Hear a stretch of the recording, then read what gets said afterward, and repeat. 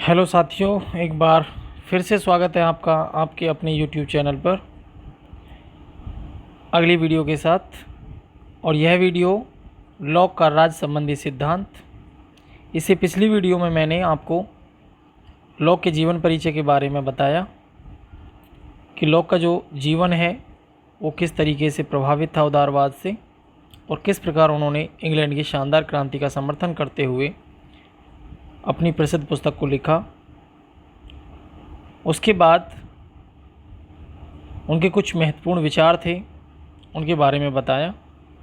आज उनका जो पॉइंट है, विषय है, वो है राज्य की उत्पत्ति संबंधी सिद्धांत। राज्य की उत्पत्ति संबंधी सिद्धांत को समझने के लिए, उसके समझौतावादी सिद्धांत को समझने के लिए मानव स्वभाव को और मानव की प्राकृतिक अवस्था को समझना ज़रूरी हो जाता है, क्योंकि मानव की जो प्राकृतिक अवस्था थी और जो उसका स्वभाव था, उसकी वजह से ही आपस में जो है लोगों ने समझौता किया, तब जाके राज्य की उत्पत्ति हुई। तो आइए चलते हैं राज्य की उत्पत्ति संबंधी सिद्धांत।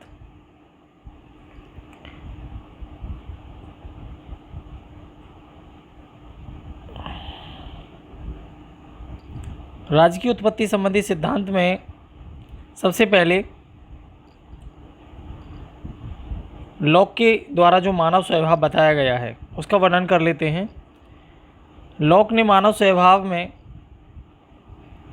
हॉब्स के विपरीत बोला है। क्यों बोला है?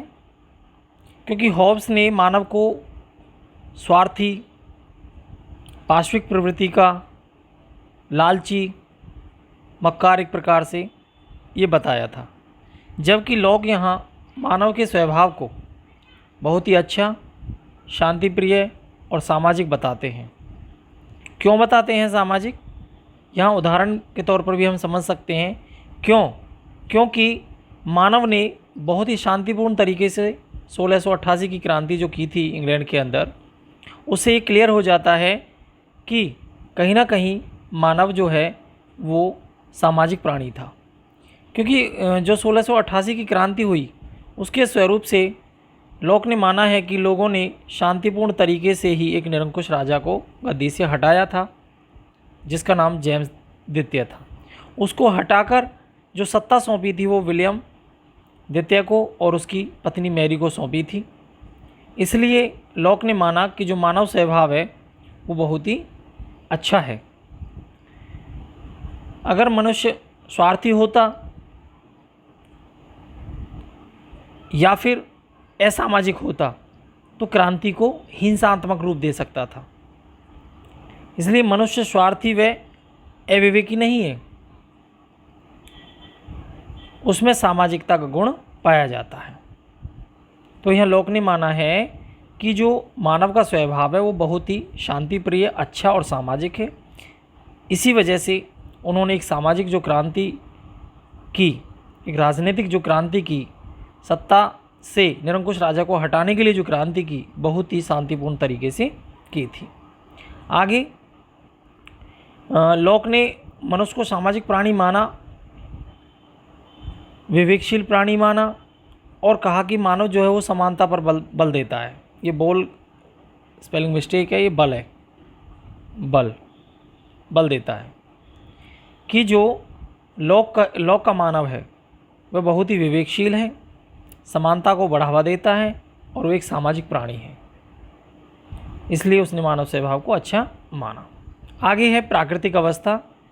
कि लॉक के अनुसार मनुष्य प्राकृतिक अवस्था में किस प्रकार से जीवन यापन करता था।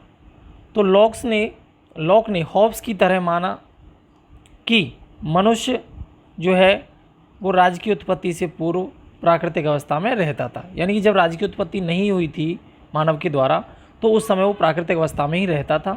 क्योंकि हॉब्स ने भी ये माना है, जिसमें समाज था लेकिन राज्य नहीं था। क्योंकि लोगों से समाज तो बन गया था परंतु राज्य नहीं बना था। और राज्य का मतलब हो जाता है कि सत्ता किसी को नहीं दी गई थी या सत्ता का शासन नहीं था, केवल जो एक प्रकार से प्राकृतिक नियमों का शासन था या प्राकृतिक नियम थे। तो उस समय मनुष्य स्वभाव से अच्छा था, परोपकारी था, सामाजिक था, विवेकी था। ये सब गुण उसके अंदर जो थे, उसी के कारण प्राकृतिक अवस्था में मनुष्य जो है सुख में जीवन जीता था, शांति में जीवन जीता था। प्राकृतिक अवस्था में लोक के अनुसार जो मानव था वो बहुत ही आनंदपूर्वक, शांति में व सुख में जीवन जीने वाला व्यक्ति था। क्यों? क्योंकि उसका जीवन सुरक्षित था, उसकी स्वतंत्रता व संपत्ति भी सुरक्षित थी। लोक ने माना है कि प्राकृतिक अवस्था में दो लक्षण पाए जाते हैं, एक स्वतंत्रता और एक समानता। तो यहाँ लोक ने मनुष्य की प्राकृतिक अवस्था का जिक्र किया। अब चलते हैं आगे कि लोक ने मानव की प्राकृतिक अवस्था में उसके 3 प्राकृतिक अधिकारों का जिक्र किया, और वो प्राकृतिक अधिकार थे जीवन का अधिकार, स्वतंत्रता का अधिकार और संपत्ति का अधिकार। तो ये जो अधिकार हैं वो अगली वीडियो में विस्तृत रूप से आपको बताए जाएंगे, इसलिए यहाँ पर इनका वर्णन नहीं किया गया है। आगे चलते हैं। अब जब लोक ने मानव के स्वभाव का और मानव की प्राकृतिक अवस्था का वर्णन कर दिया है और उसके 3 अधिकारों की बात कही है, तो यह सामने आता है कि राज्य का निर्माण किस प्रकार से हुआ, क्या कारण थे। लोक के अनुसार मानव ने समझौते के हिसाब से राज्य का निर्माण किया, तो उस निर्माण की ज़रूरत क्यों पड़ी, उस राज्य को बनाने की ज़रूरत क्यों पड़ी। लोक ने माना है कि मानव अपने प्राकृतिक अधिकारों को नहीं छोड़ना चाहता था, इसलिए उनको कोई भंग ना करे। ठीक है, अगर कोई भंग करे भी तो उसको दंड देने के लिए कोई ना कोई संस्था तो हो। यहाँ कहने का मतलब है, लोक ने माना है कि अगर मानव के प्राकृतिक अधिकारों को कोई नष्ट करता है, भंग करता है, तो उसको दंड देने वाली कोई संस्था होनी चाहिए। तो वो संस्था क्या है? राज्य। इसलिए मानव ने राज्य का निर्माण किया। और मानव ने राज्य का निर्माण क्यों किया? शांति व सुखी जीवन जीने के लिए और युद्ध से बचने के कारण। तीसरा, संस्थाओं के अभाव में असुविधाओं का अनुभव करने के कारण। यानी कि उस समय संस्थाएं नहीं थी, संस्थाओं की कमी थी, अभाव था, तो जिसकी वजह से लोगों में सुविधाएं प्राप्त नहीं थी, लोगों को सुविधाएं नहीं मिली थी। असुविधाओं का अनुभव कर रहा था मानव, तो उन असुविधाओं को दूर करने के लिए, संस्थाओं को स्थापित करने के लिए मानव को राज्य के निर्माण की आवश्यकता पड़ी। आगे कि राज्य के निर्माण की आवश्यकता क्यों पड़ी, उसका चौथा पॉइंट है कि मानव को जो 3 प्राकृतिक अधिकार मिले हुए थे वो कहीं खतरे में ना पड़ जाएं, वो कहीं समाप्त ना हो जाएं, उनको बचाने के लिए भी राज्य के निर्माण की आवश्यकता पड़ी। और दूसरों के अतिक्रमण व आक्रमण के भय से भी मानव ने जो है राज्य का निर्माण किया। इन सभी समस्याओं से बचने या फिर इनको दूर करने के लिए व्यक्ति सामाजिक समझौते द्वारा राज्य का निर्माण करने की बात सोचने लगा। व्यक्ति सोचने लगा कि क्यों ना हम एक सामाजिक समझौता करें और राज्य का निर्माण कर लिया जाए, जिससे कि हमारी सारी असुविधाएं दूर हो जाएं, हमारे अधिकार बचे रहें, हम पे कोई आक्रमण ना करे और हम अपना जो है सुख में जीवन जी सकें। इन सब की वजह से ही मानव को जो है राज्य का निर्माण करना पड़ा। तो जॉन लॉक के अनुसार अब उस राज्य की विशेषताएं क्या हैं? उस राज्य की विशेषताओं का पहला पॉइंट है कि जॉन लॉक के अनुसार जो समझौता हुआ वो 2 समझौते हुए उसमें। पहला समझौता राज्य निर्माण का और दूसरा समझौता सरकार के गठन का।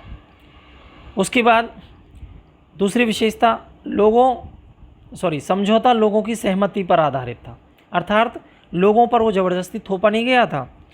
लोग प्लस में लोग, व्यक्ति प्लस में व्यक्ति, जब जाके राज्य का निर्माण हुआ। व्यक्ति ने व्यक्ति से संपर्क किया, व्यक्ति ने व्यक्ति को सहमति दी और राज्य का निर्माण हो गया।